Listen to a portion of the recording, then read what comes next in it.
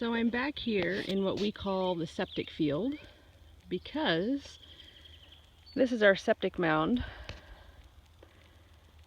And back here, when we start grazing, we start along the fence line here and we move east.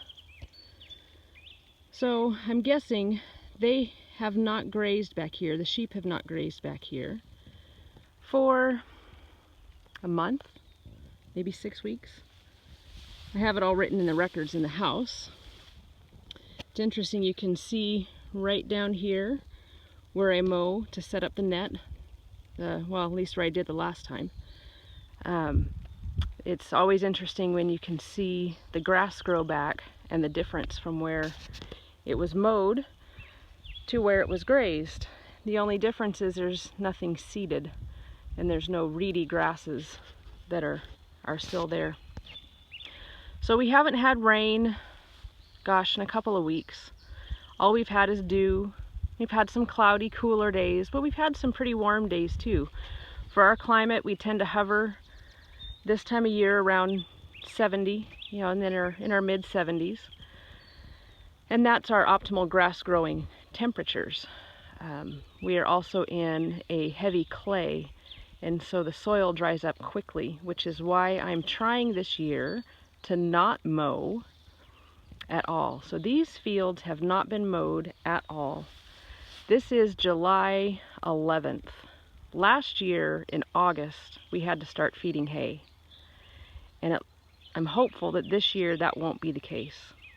Last year I had sprinklers out. I was mowing to prevent seed, but I was also watering heavily. And the watering did not promote any growth. All it did was prevent the grass from dying off, I think. It didn't seem to do much of anything. But in my experiment, this field here and these two here, I am not going to mow. I'm just going to graze. But these 3 fields here, I have mowed. I've grazed 3 times already this year, and then I mowed last week. And I want to see how the grass comes back, especially with the warm weather. I want to see if the longer roots with the grasses that are here that have just been trampled, what is left has been trampled. I want to see if this will grow differently than this. And within each of these pastures, this one is 4, this one is 5, this one is 6. They were grazed a little differently. They have different vegetation in them. They've grown back different, each one of them. And so this one had a really light layer of grass clippings. This one had kind of a medium, and this one had a heavier layer of grass clippings. So I'm curious to see if the grass clippings here as mulch squelches out the grass, or if it helps hold in the moisture. I'm curious to see if in this field, this side versus this side, where this side doesn't have as much grass clippings and this side has more, I'm curious to see if there's a difference in the rate of growth, of return growth there. And this field has always been kind of crummy, which is why the sheep are in it now as they're weaning. And we'll see how it does. But when you look at those fields compared to here, just across the fence line,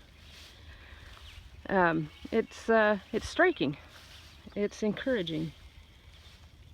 So it's in the west part of the field where we graze first. That is knee-high. Out here where we've grazed last, it's maybe mid-calf. There are patches that are taller, but it's maybe consistently mid-calf. And again, our hope is to get this next section from here down to those grove of trees and up beyond the hill that's down here, to get this fenced so we can graze this piece with the sheep. Right now it's fenced for the cows, but if we can get it fenced for the sheep, then we'll not only have more grazing, we'll cut back on our hay expenses, The cows can't be back there after a certain time of the year because they're too heavy and it gets too wet and too soggy.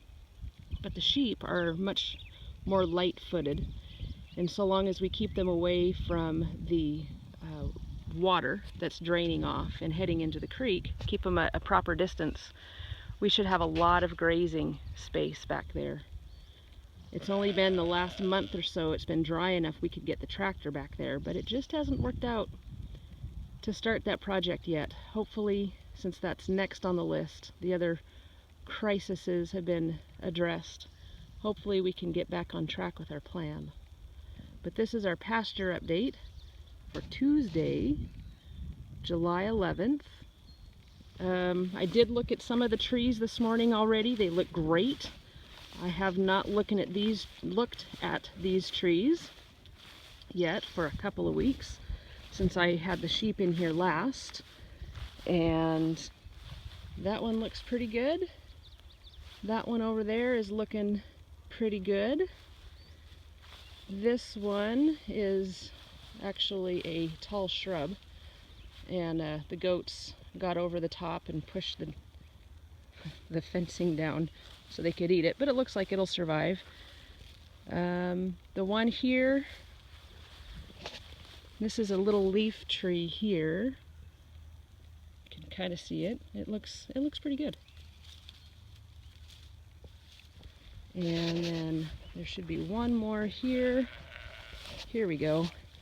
Looks like the goats got in and ate part of it too, but that's okay. Before we come back in here with them, we'll tighten up this fence. I guess it just wasn't put up very well. But the trees, I'm encouraged that these trees are doing well. I've not watered them yet this year. So they're surviving. They're little fighters. That's what I want. I want them to push and get their roots down deep and not have shallow roots. I want them to push their roots down deeper where the moisture is. So this is good. This is very good. Alrighty, happy Tuesday, everybody.